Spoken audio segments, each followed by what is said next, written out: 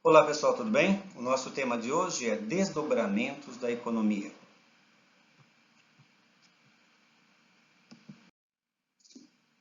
A economia, ela comporta três desdobramentos tidos como os principais, que são a economia descritiva, a teoria econômica e a política econômica. A economia descritiva, ela trata de descrever, de observar os acontecimentos da economia, os acontecimentos na sociedade, como os diversos agentes econômicos, consumidores, produtores, instituições governamentais, instituições públicas e privadas, como estão se comportando. Como estão os resultados da economia? Nossa economia está crescente ou não está crescente? Como está a vida da sociedade? Então, isso cabe à economia descritiva, observar e descrever os fatos, os acontecimentos em determinado momento do tempo. A partir da descrição dos fatos, dos acontecimentos, nós temos aqui a teoria econômica.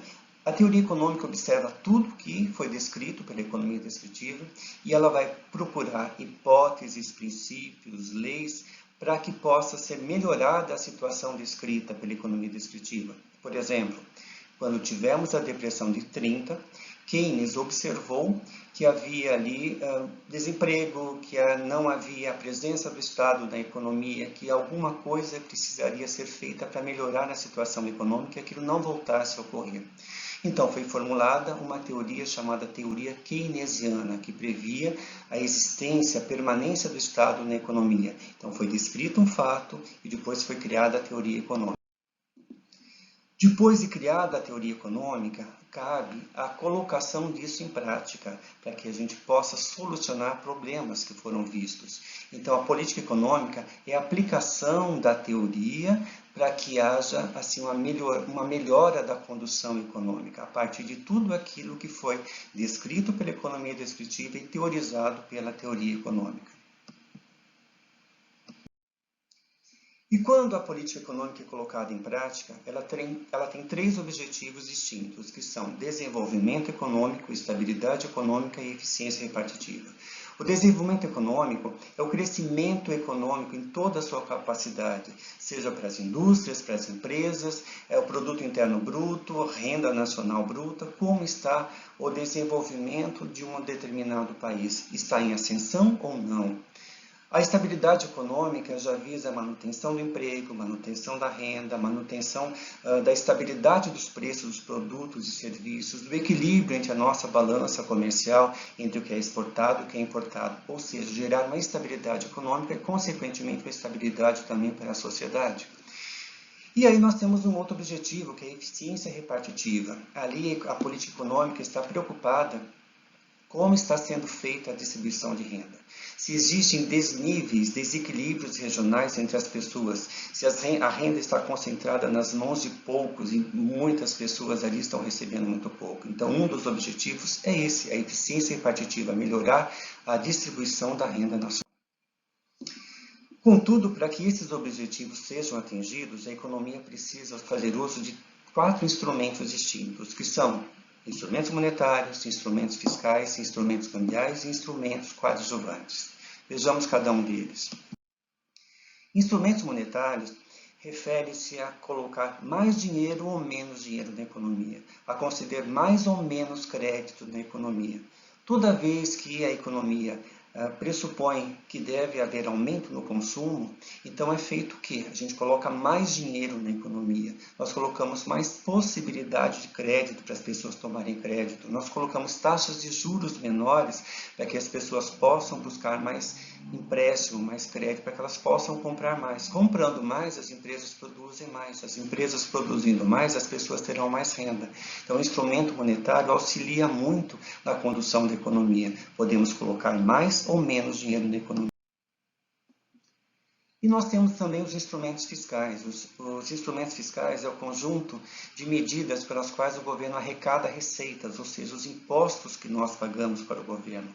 ICMS, imposto de renda, ISS, IPI. Então, toda vez que o governo também deseja aumentar o consumo, o governo pode contribuir reduzindo impostos. Por exemplo, se o governo quer que nós compremos mais automóveis, vai reduzir os impostos dos produtos industrializados, o IPI, fazendo com que nós paguemos menos por aqueles produtos que estamos adquirindo.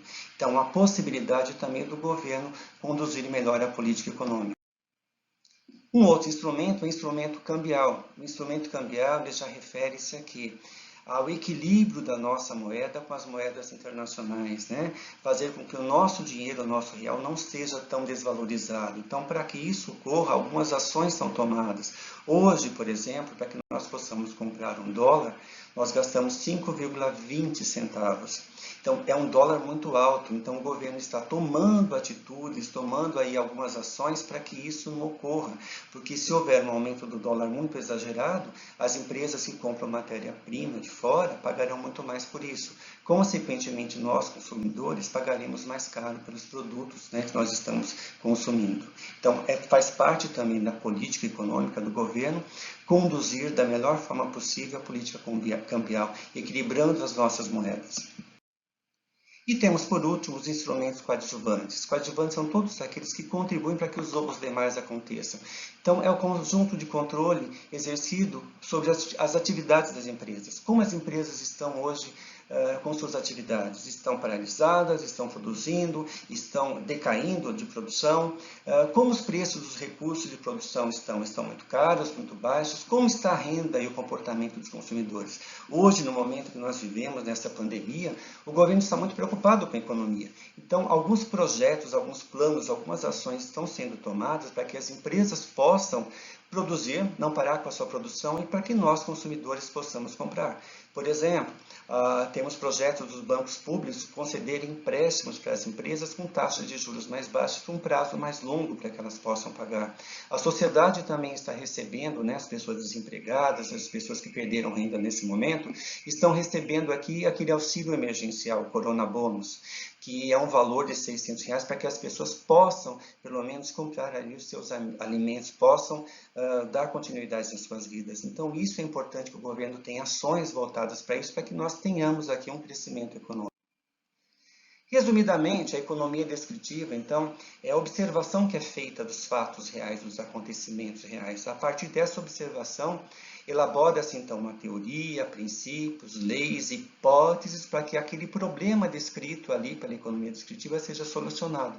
A partir do momento que nós pegamos a teoria e colocamos em ação, nós temos ali a política econômica, né? Voltada aqui para o crescimento econômico, para a estabilidade econômica e para a eficiência repartitiva das pessoas, com o uso dos instrumentos, né? Monetários, fiscais, cambiais e coadjuvantes. Tudo bem? Até o nosso próximo encontro.